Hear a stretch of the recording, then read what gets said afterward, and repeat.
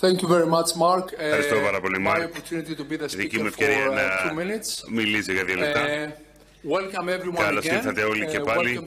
Καλώς ήρθατε σε αυτή την πολύ σημαντική εκδήλωση, την πολύ σημαντική συνάντηση, η οποία θα αντιμετωπίσει κάποιες μεγάλες προκλήσεις της εποχής μας. Και πρόκειται για την πρώτη φορά που λαμβάνει η χώρα στην Ελλάδα.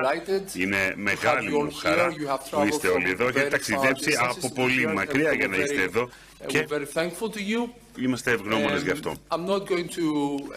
Δεν θα μακρηγορήσω, δεν θα σας κουράσω.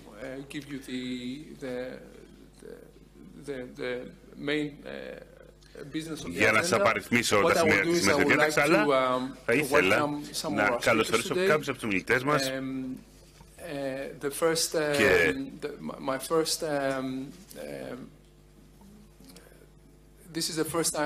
είναι η πρώτη μου φορά που διοργανώνουμε αυτή την εκδήλωση στην Ελλάδα, στο Ελληνικό Κοινοβούλιο, σε αυτό το εκπληκτικό κτίριο. Θα ήθελα να εκφράσω τη βαθιά μου ευγνωμοσύνη στον πρόεδρο του Ελληνικού Κοινοβουλίου, τον κύριο Κωνσταντίνο Τασούλα, ο οποίος είχε αυτή την εφάνταστη ιδέα να φιλοξενήσει τούτη την εκδήλωση στο κτίριο του Κοινοβουλίου και ήταν εξαιρετικά ευγενής, διότι μας προσέφερε την αίθουσα της Γερουσίας για τις εργασίες αυτής της συναντήσεως που θα λάβει η χώρα εδώ.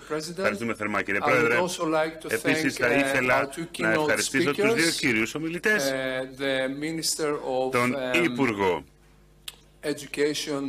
Παιδείας, Θρησκευτικών Ζητημάτων και Αθλητισμού, τον κύριο Κερακάκη, που είναι εδώ για να απευθύνει μια ομιλία, και τον Υπουργό Οικονομικών, τον κύριο Κωστή Χατζηδάκη, τον οποίο αναμένουμε σε πολύ λίγο. Χωρίς πλέον καθυστέρηση, θα ήθελα να καλωσορίσω τον Πρόεδρο του Ελληνικού Κοινοβουλίου, τον κύριο Κωνσταντίνο Τασούλα, στον οποίο αμέσως δίνω το λόγο για την εισαγωγική του τοποθέτηση. Παρακαλώ, κύριε Πρόεδρε, για το λόγο.